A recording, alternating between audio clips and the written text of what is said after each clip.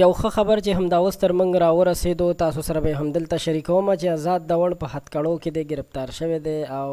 هغه دپاره چې کوم خلکو د سزا غوښتنه کوله نو اوس هغوی ته پکار دي چې خپل اواز پورته کړي او خپل غږ پورته کړي. دوستانو نور معلومات او تفصیل به هم تاسو ته درکوم. د آزاد داوړ په نوم باندې کوم کس چې هغه هم وزیرستان سره تعلق ساتي، تاسو ته معلومه ده چې د ګیلمن وزیر سره په څه اختلافاتو باندې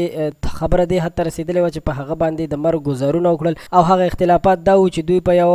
سیمې ټورنمنټ کې یعنې کوم د کرکټ سیمه ییز ټورنمنټ دوی په کلي کې کېدو نو دوی هم ورغلي او بیا د آزاد داوړ گاډی د ګیلمن وزیر ګاډي سره جنګېدلې، یعنې په شا راغلې، د یو بل ګاډي وهلي دي. بیا د هغې نه پس دغه ځای نه خبره را جوړه شوه، راوچته شوله تر دې حده پورې چې ګیلمن وزیر اسلام آباد ته تللی او آزاد داوړ بیا په هغه باندې هلته مرګوني ګزارونه وکړل او په ډېر بې دردۍ سره په ډېر ظلم سره یې هغه ووژلو. بیا د هغه چې کله جنازه وشوله نو په دې کې خو هېڅ شک نشته چې په هغه باندې ظلم شوی دی او ډېر خلک چې دي هغوی اوس د آزاد داوړ نیولو غوښتنه کوي چې حکومت له هم پکار دي او عوامو له هم پکار دي چې په دې کې وایي مرسته وکړي او زر تر زره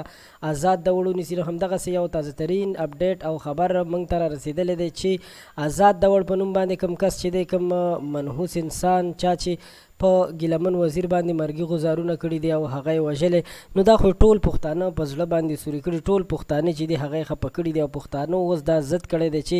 موږ به ضرور د ګیلمن وزیر بدله کړو. نو همدې دپاره د ګیلمن دپاره هغوی منډې ترړې وهي چې دغه آزاد داوړ ونیسي. نو یو کس موږ ته وویل چې آزاد داوړ